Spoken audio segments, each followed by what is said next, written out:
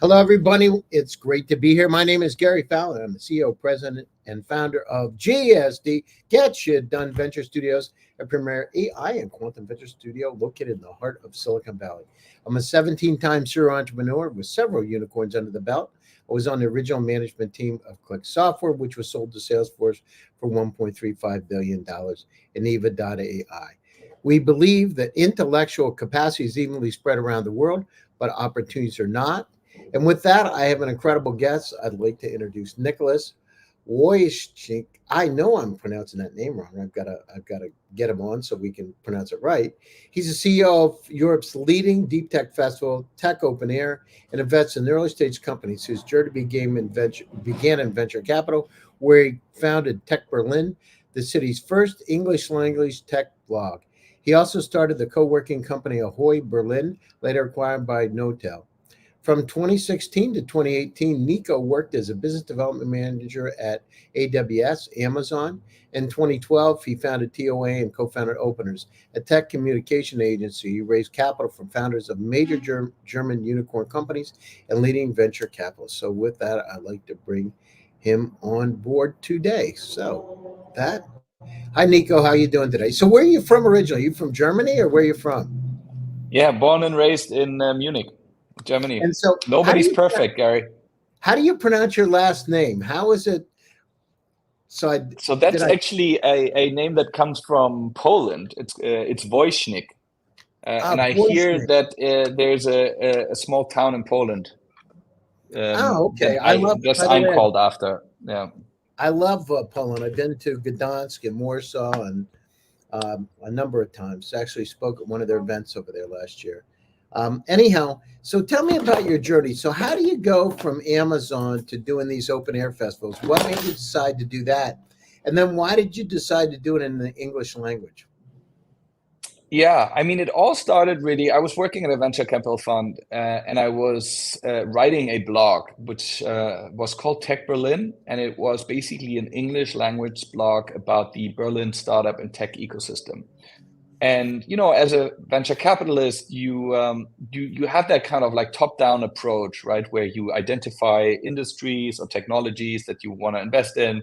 You mentioned, you're interested in AI and in quantum, and then you kind of go from like the top, down to identifying individual opportunities, to invest in. And my career took a turn like once I started, really going bottoms up. So I had this blog, and that blog just started to create opportunities. People would approach me because it grew into this community. And one person approached me, said, "You want to start a co-working company?" So we started a co-working company. Then we had a co-working company that needed to be advertised. We didn't have budgets to advertise, so we started doing events. Then people said, "We love your events. Why don't you do a bigger event?" I said, "Oh, okay, maybe I do a bigger event." So then I started the conference. So it was really very organic and very bottoms up. So I had the conference actually before I joined Amazon. Um, but then the conference was just like a passion project that I would do, on the side. And then eventually got serious, got a job at Amazon Web Services. But then the conference started to grow while I was at Amazon. And I had a great boss, and he said, "Look, if you do this outside of your work, it's fine. You can run this conference. I know that sometimes large corporates maybe don't allow you to do anything other than the work that you do for them. But I did it on the evenings.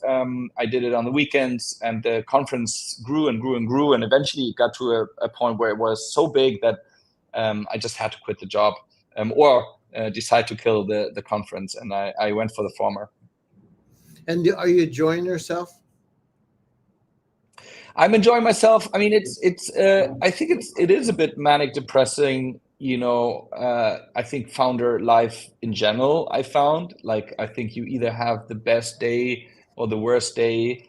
I think the volatility actually with events, it gets to almost like an hourly basis. So I may have the worst hour, then I have another call. It starts to become the best Wow, hour. that's So it is really, yeah, it's really because like, events have this thing where you can, in pretty much any other project, you can push deadlines, right? You can always strive to achieve a deadline, but if you can't make it, it's fine. You'll push it a day, 2 days, a week, a month.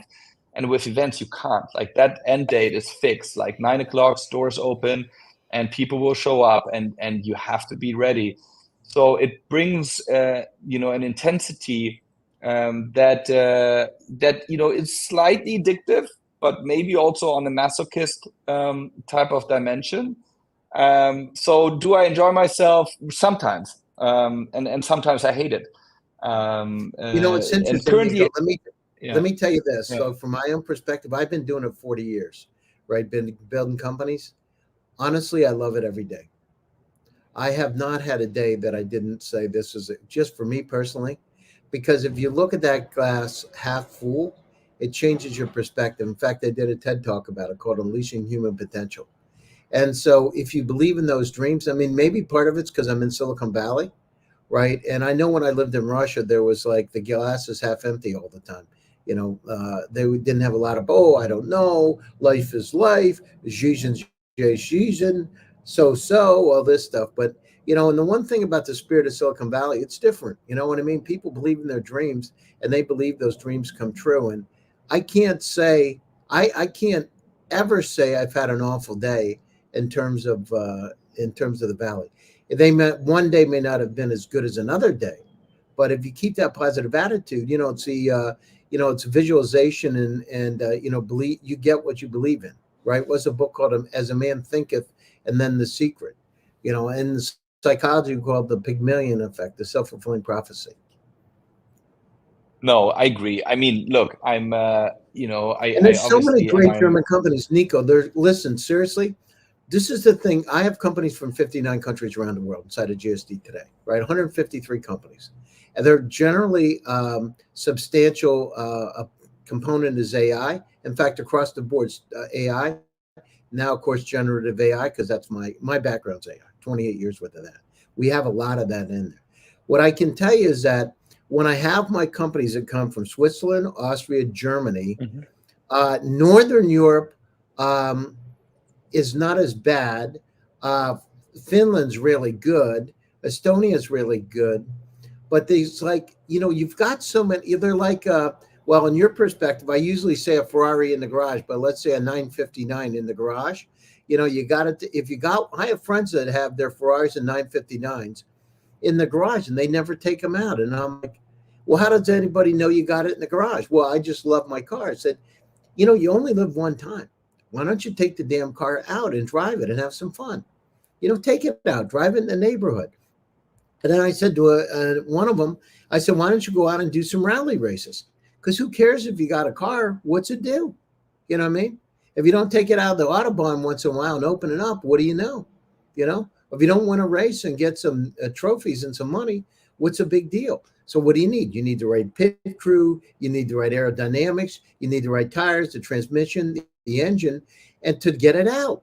And let me tell you, I've heard this from some of the richest Germans, the richest German families, top 5 richest, wealthiest German families. I've had direct conversations about this, and they say, and they shouldn't be like that because you've got so much talent that's untapped.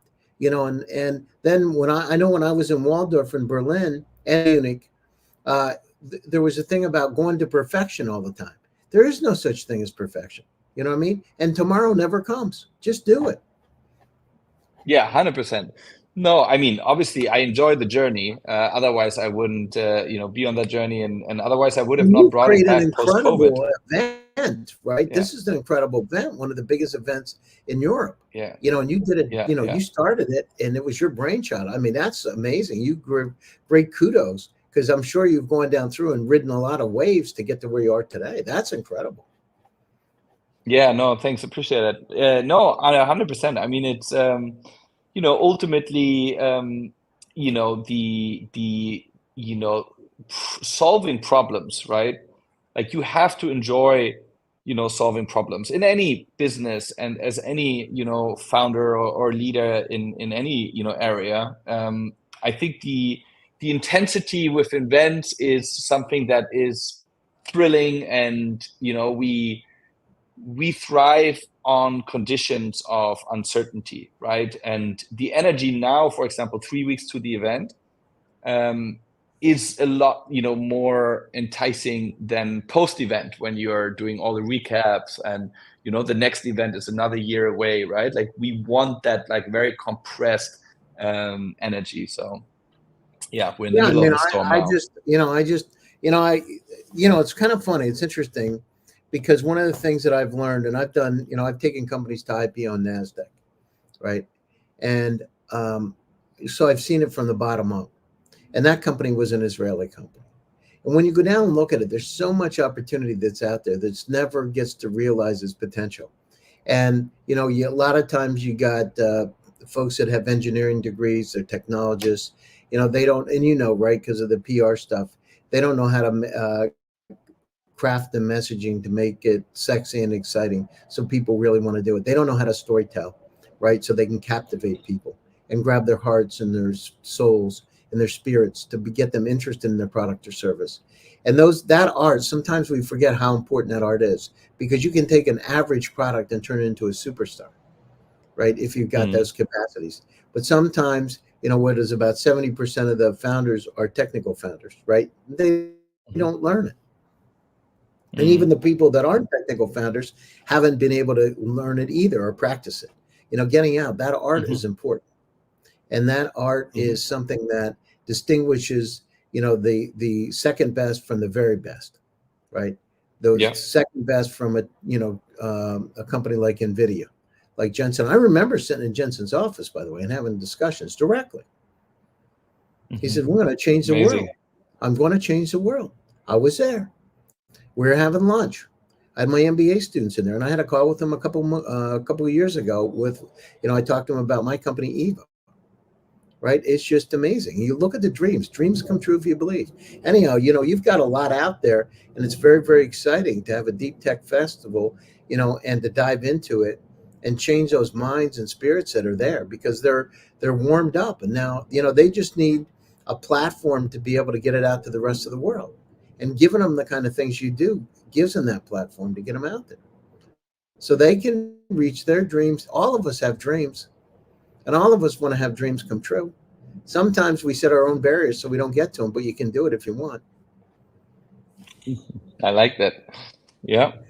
No, we have in the last slide in our partnership presentation has a quote from an artist, which says, like, if you inspire one person, you have already changed the world.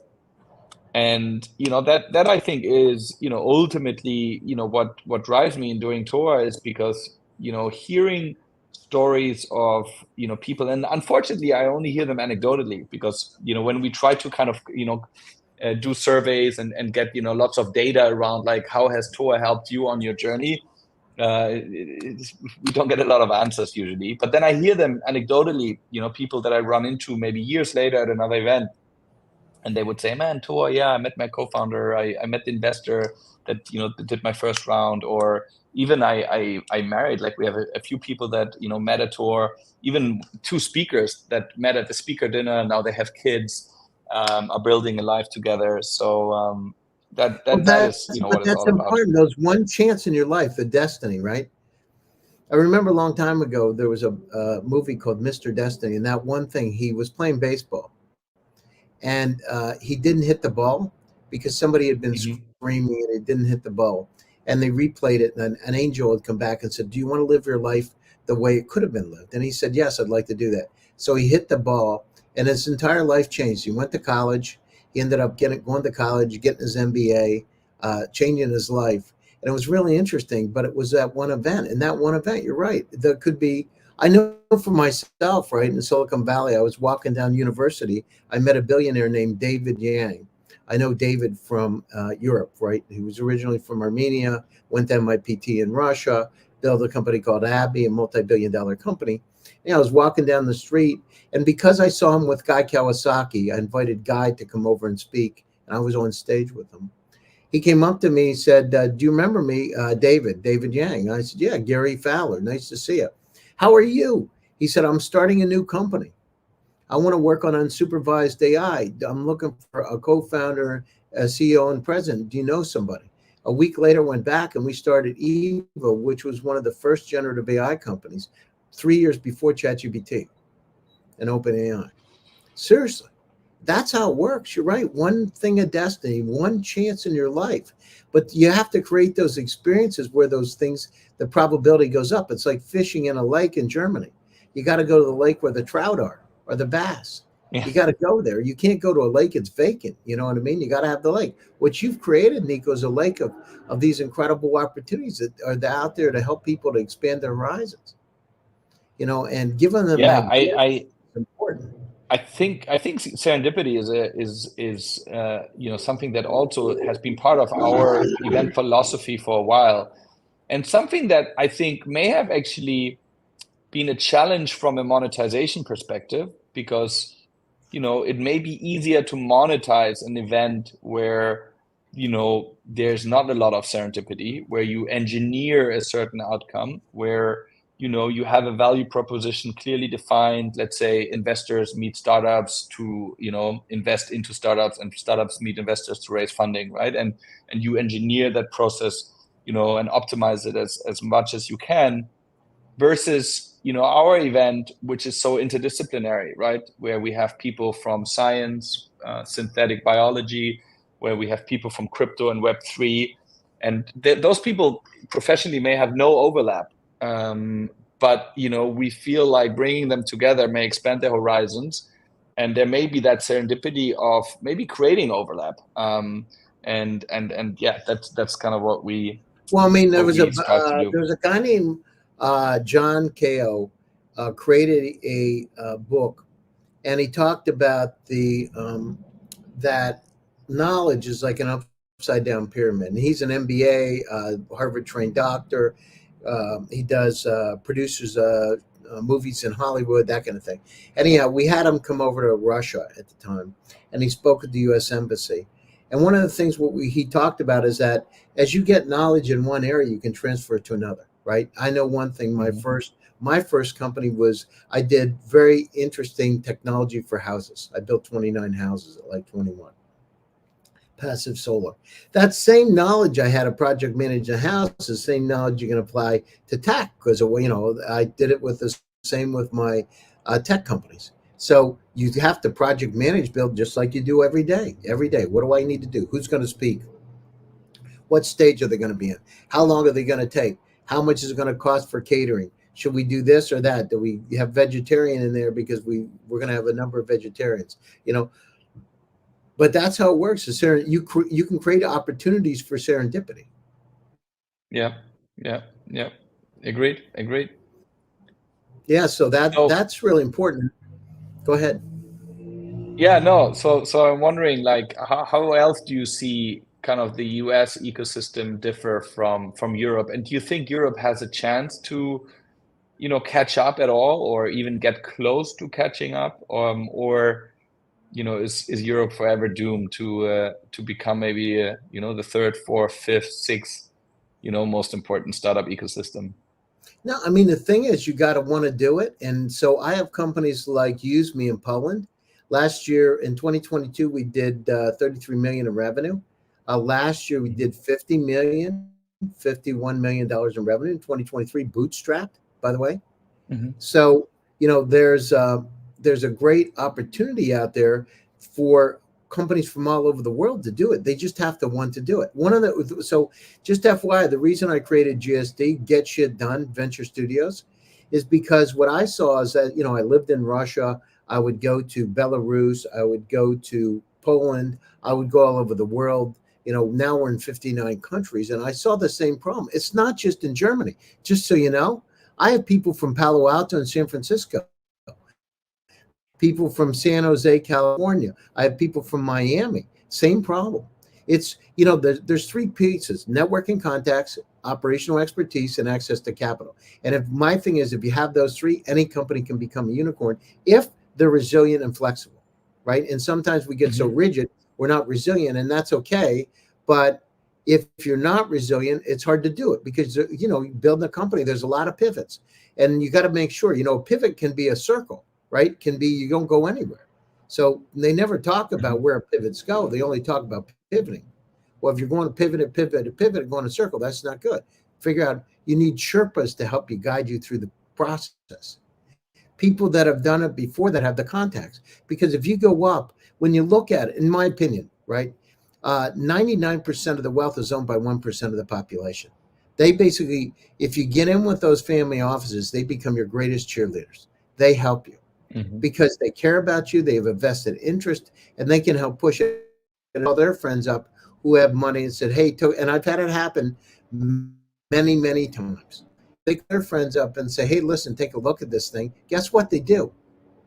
And when you have people that have 10, 20, 30 billion dollars, $100 billion that are looking at your stuff and say, I love this stuff. I like you. You're a nice person. It changes. And I'm sure you've had exactly that happen because you seem like a really good guy. That's how it works. And yes, there's an opportunity, but they got to get out and not think the negative shit. It's not about how over-engineering something. It's how do I get it in customer development to make sure people want it? Do people really want to buy it?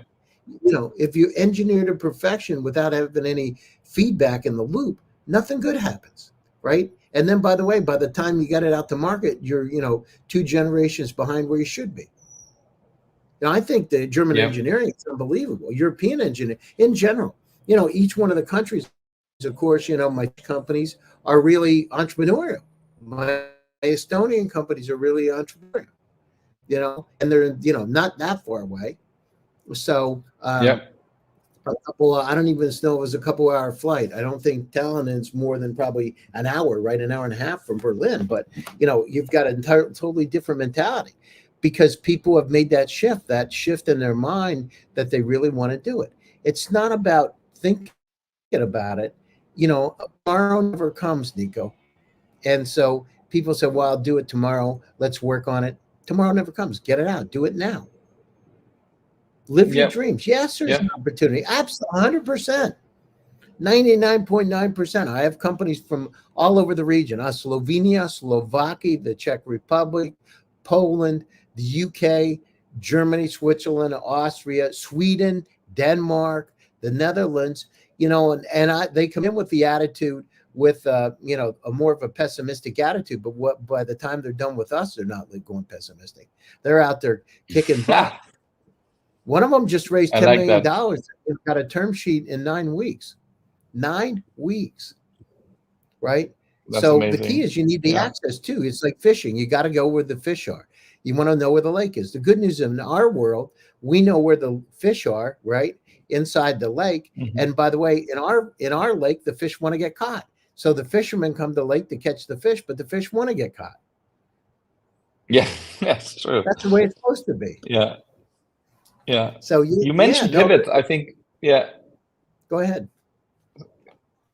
No, you mentioned pivot, and I think that's like on our podcast at Tor, like that's the only question I actually ask every guest, because I think it's such a crucially important question that I know a lot of founders struggle with, and that is the question, when to pivot versus when to, let's say, incrementally iterate, right? Like when you think because obviously in startups you always iterate, but like when is it called for to do kind of a step function type of change? I'm going to answer that.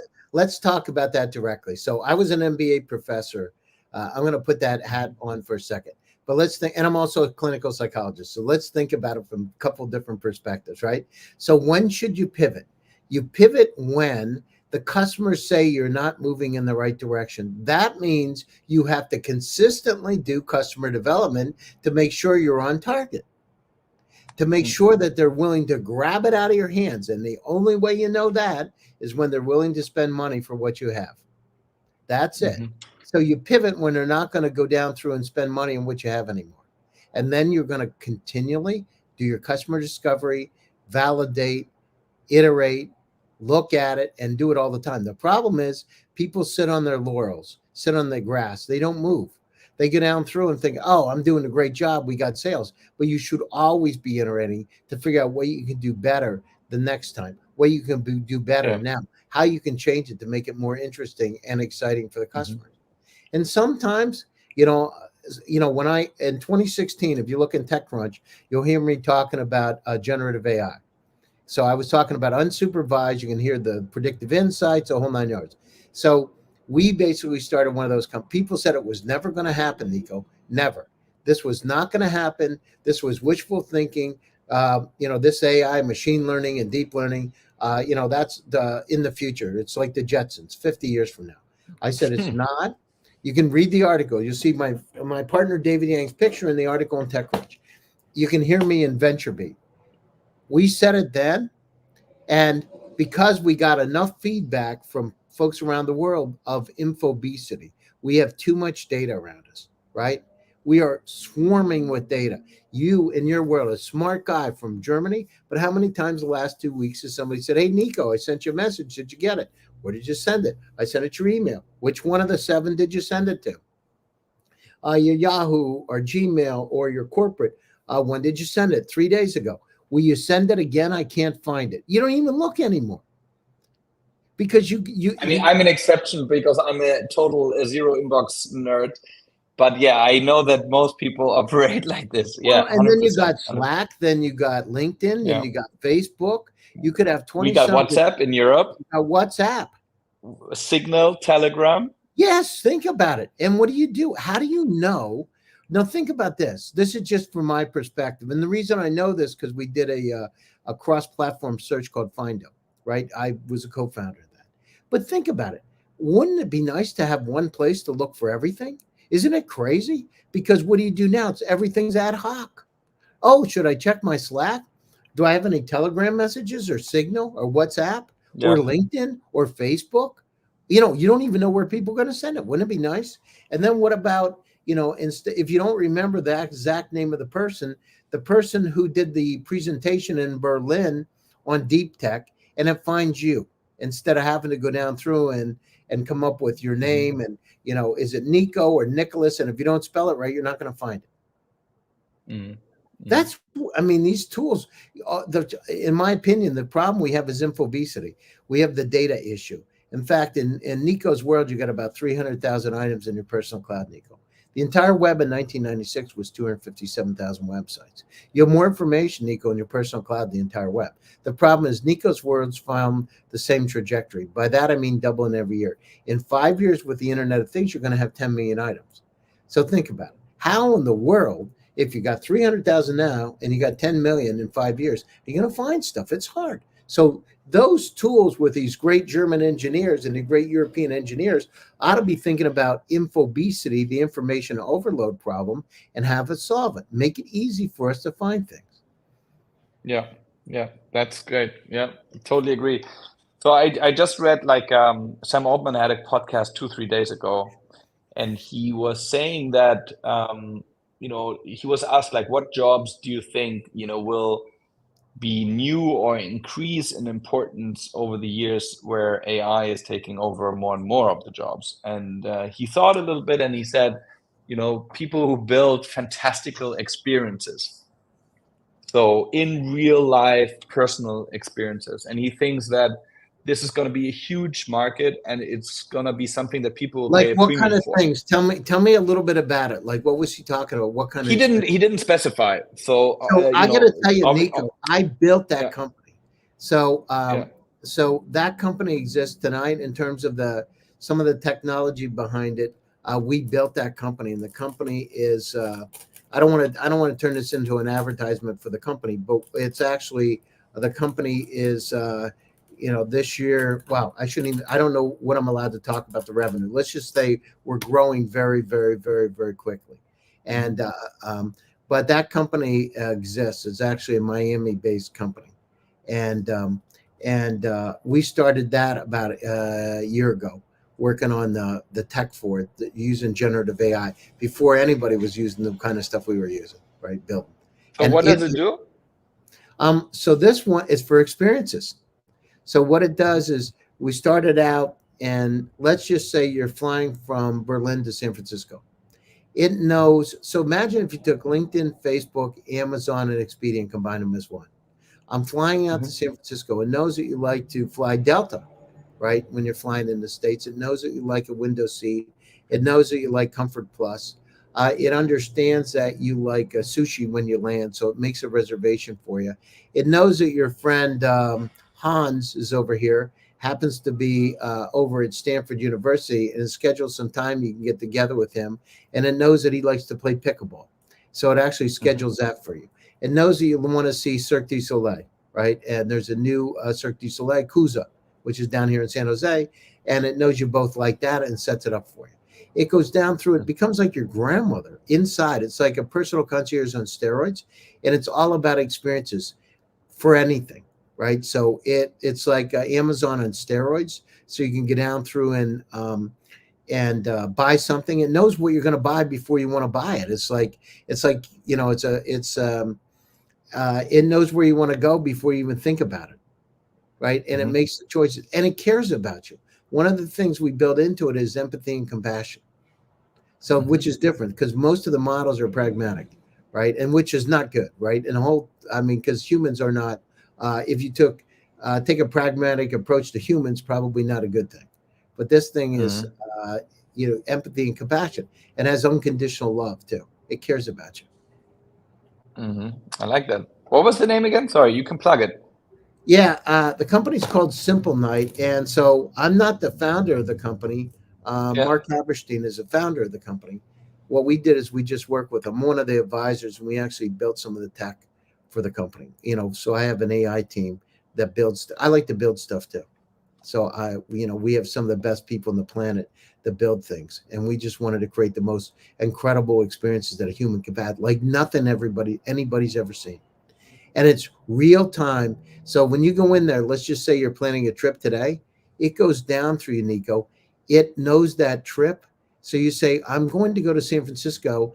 It knows that it starts planning your entire itinerary on the spot for you. It's not like you're checking. Yeah, I like that. I was thinking about something like that. Yeah, I was brainstorming something like that with a friend also in the travel space. That is amazing. It's unbelievable, and Yeah. I was just on the call this morning with them, and what we've been able to do now is like, near real time generating these itineraries like I've never seen in my life. But we spent, Right. a year plus working on this thing. We're doing it, I was thinking about these things a long time ago, but these kind of experiences are going to be everywhere now because you're going to have these are going to be like your grandmother that cares about you. And wouldn't that be great for all the data that's around you, whether it's your investment data, right? What should I buy, right? Knowing these are the kind of things that you like before, and helping you make those decisions. Yeah, true. I like that. Great. No, it's good. So listen, we spent some extra time. I really enjoy having you on the show today. It's really good. I'm glad we got a chance to finally meet. So, what would you say to those startups in Europe right now in terms of advice you could give them? Because you see them all the time. What are some of the? If you look at three things that they should do, what would you say to them? I mean, I would say one, if you can, go to the US. By the way, I think Nico, the US, let's just so you know, Silicon Valley is a mindset, right? Now, the one good thing, just so I want just from my perspective too, the thing that is nice about it is the weather. The weather's a Mediterranean climate, so that's nice. So I think the weather does help, and having Stanford University here helps too. But having that mentality, Silicon Valley is a port to the rest of the world. It's not, it's just a port. So if you want to go to Africa, it's a good way to go through to make it exciting. No, I also I was obviously trying to be polarizing in this statement, but I would say surrounding yourself with that mindset, right? And I think if some of those founders can spend some time in the US, I think it is helpful to just soak it up, and because like in the US, like the difference is that I found like and I spend a lot of time here, when you when you pitch an idea in Europe, investors, VCs, partners, collaborators, customers will often try to find the things that may not work in that idea, or that will prevent that idea from working, right? Like they'll have that very sharp analytical like mind, and they'll be just like, great idea, but let me think of all the things. Whereas in the US, people will think about like, okay, if that idea worked, what would that look like, right? So they just think about like that next step. And I think just, being, inspired by that, for even if it's just a 1 week trip or going to a conference in the US, I think that is definitely helpful. Secondly, I think, to think about like the bigger bets, right? Think about frontier technologies. A lot of the founders in Europe, at least over the last 10 years, it's changing now. So we see great trajectory. We see what we call this European accelerationism now, where, young founders are, thinking about really building tech. Whereas maybe 10 years ago, a lot of it was, fairly low tech, e-com businesses, marketplaces, people, trying to just, digitalize, existing processes. And it wasn't the, really frontier technology that, people were looking at. And we see that changing. And I think that, crypto is an interesting market for Europe. I mean, America is so dominant in big tech because, you're right to say that it's maybe, a unicorn can be built anywhere, but like $100 billion company or a $500 billion company, we haven't built it yet in Europe. I don't know what the largest market cap is of, I guess Spotify. No, but you have. Maybe But the thing is, like Skype came from Sweden to Estonia, then it came over to the Yeah. US. You have, but it just changes a bit, right? So the thing is, our pipe drive, right? You get companies that are over there that they don't look them as European companies anymore. It's just different. Yeah. And but it's still different. I think, no, like if you have $1 trillion or $2 trillion, big tech company that, basically, has billions of users, then having, some of these successes that you mentioned that are, incredible successes, right? But it's just, we don't have a big tech player in Europe. And it's crazy because, we have, you have SAP. SAP is it's just not comparable to Apple, Google, Amazon, Facebook. Yeah, Meta. but I mean, in 1996, Google just got started. They had a trailer over at Stanford, and then but SAP is older than that, I think. No, when was SAP started? I mean, but the thing is, you got those stories, but people don't talk about them like that. Yeah. I mean, look, SAP was founded 1972, so I think, I'm not sure if it will ever be one of the German electronics families of the fund startups, right? You got the Porsche family that funds startups, so it's not that. But wait, I'm coming to a positive end here. I'm just saying that we have missed the boat to build a big tech company, but we have a chance to do so now. And I think that crypto can play a role here because, if the blockchain's the biggest, threat that big tech faces, in my opinion, is the blockchain, right? Like that data monopoly that Google, Facebook, Amazon, Microsoft, have. And Google that they have over their users, right? Like the only true competitor, I don't see a competitor in Europe, competing on that same technology. But I do see crypto and decentralized and open source being a threat to that dominance of big tech. And I think Europe is very well placed to build that type of decentralized technology. We are a decentralized continent, right? Everything in Europe is decentralized. We have federal states, we are a continent that is, made up of all these different cultures. And I think it's a big chance because in America, the interest to build something like that may also not be as high because, of course, monopolies are protecting their space and their dominance. So I think there's interesting space there for Europe to innovate in. Obviously, in biology, biology being the next computing platform. I think Europe is very well positioned.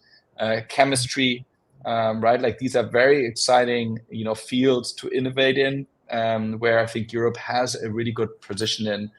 So I'm bullish on Europe, but I think we need to change a little bit the focus area because building just a pure next software a la Google. We haven't done it over the last 20 years. There's no real contender at the moment, rattling Google's stool from Europe. So I think we just need to go to, the real frontier technology and build there and innovate there. I'm I'm with you 100%. We're in Africa, we're in Indonesia, Malaysia, we're in Nigeria, Ghana, Zambia. So I see these opportunities, these grains everywhere of opportunity. I mean, the one thing that we're a family office, an operational family office, which is a little bit different because the money we use is out of my pocket, right? So we're Mhm. using money out of my pocket, and our thing is to create the most incredible journey for startups. But we need that raw clay Mhm. to turn into a sculpture, a piece Mhm. that'll go in the Louvre. And so we Mhm. need that Mhm. raw piece that we can work with, and we need kind of like we're not like Elon Musk in terms of becoming CEOs of a CEO of the company. What we're looking is more becoming the director of the play, right? We're behind it, Mhm. but people don't see us, right? And that's the way Mhm. that becomes very, very interesting because that's a way. If you look at it with these family offices out there, some of these ultra high net worth family offices, that's what they do. And I think Mhm. there's Mhm. I'm bullish on the opportunities all over the continent. It's just they got to get out. Get your Ferrari Yeah. if you're in Italy or your Porsche out of the garage and start taking it on the track and don't talk about it, just do it. Yeah. You know, It's and exactly. It that's starts with quitting your job at Amazon, like I did. that's and you did it. You know what I mean?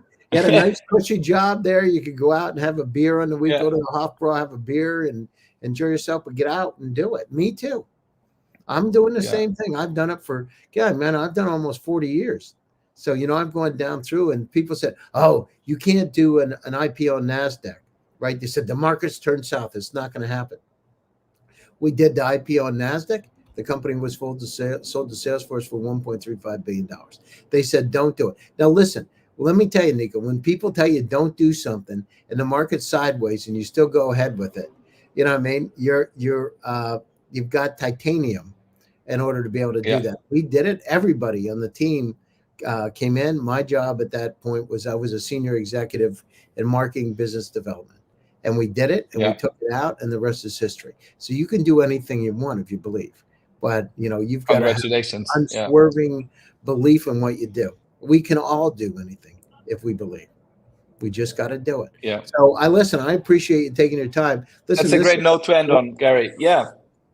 this is the longest interview that I've done in 950 podcasts. So just so you know, Oh my so God. that is quite. And last week or the week before, I had the vice chairman of Cirque du Soleil. So this is the longest one, but I appreciate it. I'm going to all my audience out there, I want to thank you for joining one more time. GSD Presents Silicon Valley AI and Tech. Nico, I'm going to do the ending of the show, and then I'll be back with you. So just stay tuned, okay? Hold on a second.